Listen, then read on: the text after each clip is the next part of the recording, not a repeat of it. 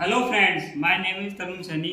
मैं आज आपको रिलेटेड टू शैडो का यानी डायरेक्शन का टॉपिक है। ये डायरेक्शन का चैप्टर का टॉपिक है। तो रिलेटेड टू शैडो यानी छाया से संबंधित जो क्वेश्चन है, छाया से संबंधित जो टॉपिक है वो आज मैं आपको कराऊंगा। एसएससी और रेलवे एग्जाम के अंदर बहुत इंपॉर्टेंट टॉपिक ही है। ना कोई से शिफ्ट में एक क्वेश्चन जरूर आएगा आपको। तो देखो कितने इजी तरीके से मैं आपको बताता हूँ। देखिए क्वेश्चन क्या कह रहा है कि एक सुबह दो दोस्त कविता और रीता, यानी एक सुबह दो दोस्त है, कविता है और रीता है, एक दूसरे से बात कर रहे थे। यानी एक दूसरे से बात कर रहे थे, यानी मैं कविता हूँ तो मेरे सामने रीता खड़ी है, हम आपस में एक दूसरे से बात कर रहे थे। यदि इस समय कविता की परछाई रीता के ठीक बाईं ओर हो, यानी मैं कविता हूँ, रीता मेरे सामने है, तो यदि इस समय कविता की परछाई, मेरी परछाई यानी रीता मेरे सामने जो रीता खड़ी है उसके बाईं ओर है, दाईं बाईं उसके बाईं ओर है, रीता के बाईं ओर हो, तो कविता का मुख किस दिशा में होगा, तो मेरा मुख किस दिशा में होगा। देखिए कैसे होगा। देखिए ईस्ट वेस्ट नॉर्थ साउथ यानी डायरेक्शन चैप्टर का टॉपिक है ये। क्वेश्चन ऐसे कहना चाहता है यानी कविता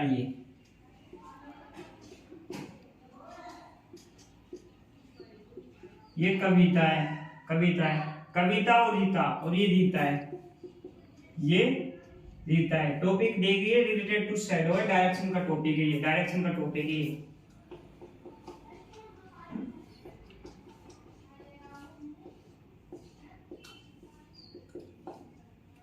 तो देखिए ये कविता हो गई, ये रीता हो गई,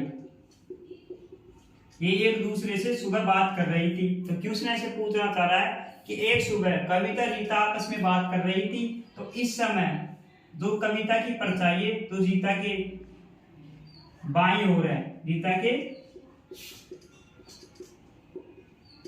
बाईं ओर है, कविता की परछाई रीता के बाईं ओर है, तो कविता का मुख किस दिशा में होगा, तो कविता किस दिशा में है, दिशा पूछ रहा है क्वेश्चन। तो ये ऐसे पूछ रहा है। तो देखिए कितनी इजी तरीके से मैं आपको बताता हूँ। इसको करने के लिए अपना कॉन्सेप्ट पता होना चाहिए कि सूरज हमेशा कौन सी दिशा में उगता है। सूरज हमेशा ईस्ट दिशा में उगता है, यानी सन हमेशा पूर्व दिशा से उगता है, पूर्व दिशा से उगता है। तो देखिए कैसे बताता हूँ मैं आपको। ये सूरज है, इसको करने के, इस क्वेश्चन को करने का कॉन्सेप्ट ये है। देखिए सूरज है, अब करना क्या है, अपन को करना क्या है, इसमें कॉन्सेप्ट लगता है कि कोई भी आदमी हो, कोई भी आदमी वस्तु कुछ भी हो, उसके लेफ्ट में जो शैडो बन रही है वो उसी दिशा में होगा। जैसे मान लो रीता है ये, अब दूसरे से बात कर रहे थे, इस समय कविता की परछाई देखिए कविता की परछाई रीता के ठीक बाई, यानी रीता के ठीक बाई बन रही है, यानी जिसके ठीक बाई, जिसके बाएं दाएं, जिसके दाएं बाएं, जिसके दाएं बाएं उसको टर्निंग पॉइंट मानो,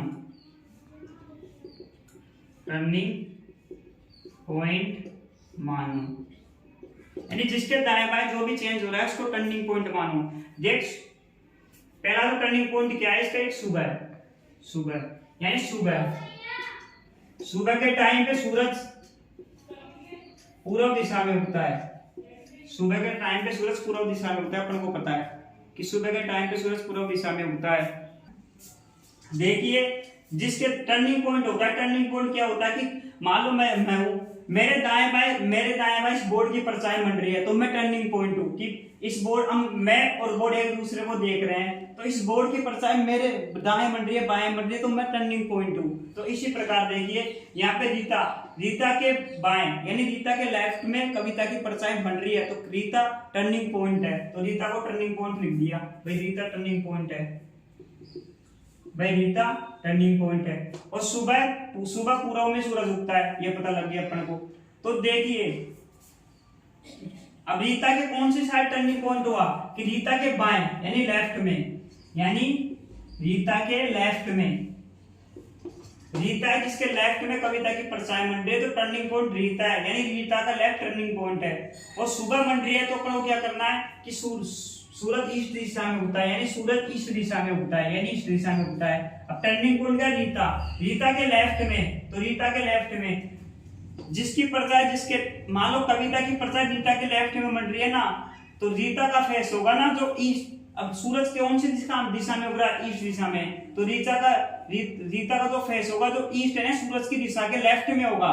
तो टर्निंग पॉइंट दे रखा है कि कविता की परछाई रीता के लेफ्ट में मंड रही है, यानी रीता के लेफ्ट में कविता की परछाई मंड रही है, ये टर्निंग पॉइंट दे रखा है। और दूसरा टर्निंग पॉइंट क्या है कि ईस्ट, सूरज हमेशा ईस्ट दिशा में उगता है, यानी सूरज हमेशा पूर्व दिशा में उगता है। तो अपन को क्या करना है, सूरज की दिशा क्या है? ईस्ट है। तो ईस्ट से टर्निंग पॉइंट क्या लेना है? लेफ्ट को लेफ्ट करना है। तो ईस्ट से लेफ्ट टर्न लेंगे अपन, ईस्ट से लेफ्ट टर्न लेंगे तो ये जो दिशा होगी ये रीता की दिशा होगी, यानी दिशा का फेस नॉर्थ दिशा में होगा। कहने का मतलब ये है कविता और रीता एक दूसरे से बात कर रही थी। कविता की परछाई रीता के बाईं ओर बनी है, तो रीता के बाईं ओर यानी रीता के लेफ्ट टर्निंग पॉइंट है। रीता का लेफ्ट टर्निंग पॉइंट है। टर्निंग पॉइंट कहां से लेना है अपन को? सुबह देखो ये टर्निंग पॉइंट है सुबह, यानी सुबह मॉर्निंग होती है। मॉर्निंग में सूरज पूर्व दिशा से उगता है, तो मॉर्निंग में सूरज पूर्व दिशा से उगता है। तो पूर्व दिशा से रीता के कौन सी साइड परछाई मड़ी? रीता के लेफ्ट साइड परछाई मड़ी। तो ईस्ट से ये तो हो गया राइट और ये लेफ्ट, तो ईस्ट से लेफ्ट क्या है? नॉर्थ दिशा है। तो रीता का फेस किस दिशा में होगा? नॉर्थ दिशा में। जिसके दाएं बाएं परछाई मड़ती है उसी का फेस यहाँ आता है। तो ईस्ट से लेफ्ट क्या होगा? नॉर्थ। नॉर्थ में कौन का फेस है? रीता का। तो रीता का फेस नॉर्थ में है।